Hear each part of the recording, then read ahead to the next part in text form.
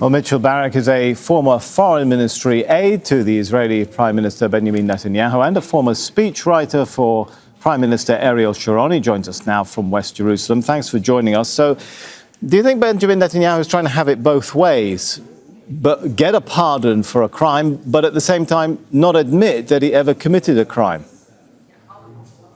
He wants to have it all three ways, meaning it's unprecedented. He wants to get a pardon, presidential pardon. He doesn't want to admit that he's done anything wrong and guilty.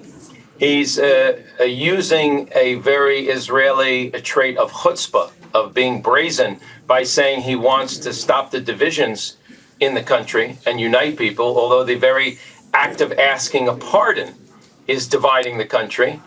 And then he wins in the third way if he doesn't get the pardon, because he shows that the president, the police, the courts, the Knesset, everyone is against him. So he wins anyway. And he's basically started by saying the election campaign has begun. Before we talk about elections, where does this leave the Israeli president? Because he's obviously under a lot of pressure. Trump's already called on him to give a pardon. Will he go along with it? Well, I actually advised President Shimon Peres, so I've worked in the president's office. Pardoning is one of two powers that the president have. The other is bestowing on one of the parties to form a government after an election. The president will look at the details. I mean, the president is a lawyer. The president, Herzog, has also been in politics for in and out close to 20 or more years and knows Netanyahu personally. I'm not sure that, he should really be considering the pardon because he knows Netanyahu very well, on the one hand.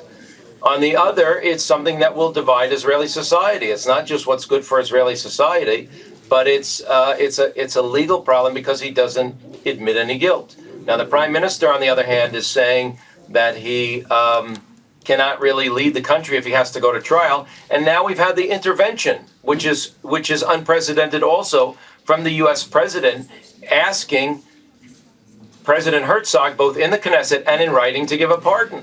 This in of itself should disqualify the pardon because Israel has an independent judiciary system and a legal system. And having the President of the United States make a public request, it would be one thing to make a private request for Trump to do that. But putting political pressure on and regional and geopolitical considerations for the public is really not good politics, and it's not good for Israel in the long term, whatever President Herzog decides, whether he decides to pardon Netanyahu or not. I think the other thing that Prime Minister Netanyahu has successfully done is he's taken the focus away from responsibility of October 7th, of what's going on now, his coalition crisis, the draft of the ultra-Orthodox. His government may fall. There's many, many different problems here going on in Israel right now, and he's already taken the focus away and taken the main news story of either you're for giving him a pardon or against it. Or against it. All right, let me jump in and ask you, do you think the U.S. president is interfering in domestic Israeli justice system affairs? He absolutely is interfering because he has no place to really request that Netanyahu get a pardon for the crimes that he's accused of. He even made light of the crimes. I believe in the Knesset was making a joke about it.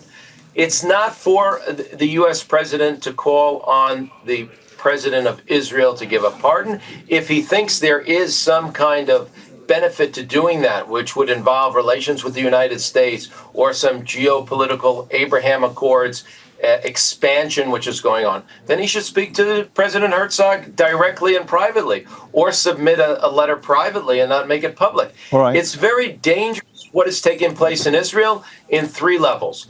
President Trump is trying to influence whether Netanyahu gets a pardon or not. That's our judiciary. Our foreign policy is very much now dictated by the United States. And we have generals from the United States in Kiryat Gat helping us manage Gaza and our war against the Hamas. All right, so in the military, foreign policy, and judiciary, let me squeeze in another question. Either way, if Netanyahu gets a pardon, how does that change his political, his electoral calculus? Does it release him from some of the reliance on some of his current coalition partners? It doesn't release him of the coalition partners. Once he would get a pardon, there might be other potential partners that would say, well, he's not on trial, he's been pardoned, so therefore, we can't say that he's committed crimes because he's been pardoned.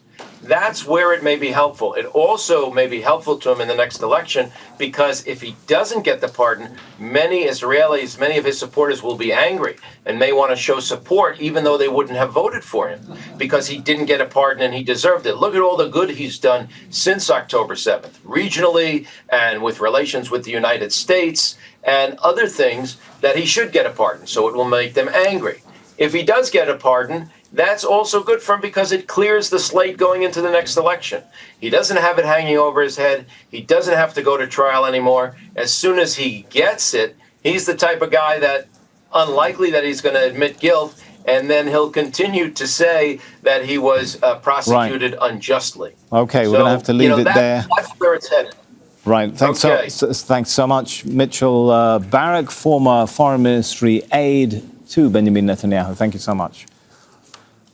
Don't miss out. Get the full picture. Subscribe to Al Jazeera for reliable news, expert insight. Like, share, stay ahead.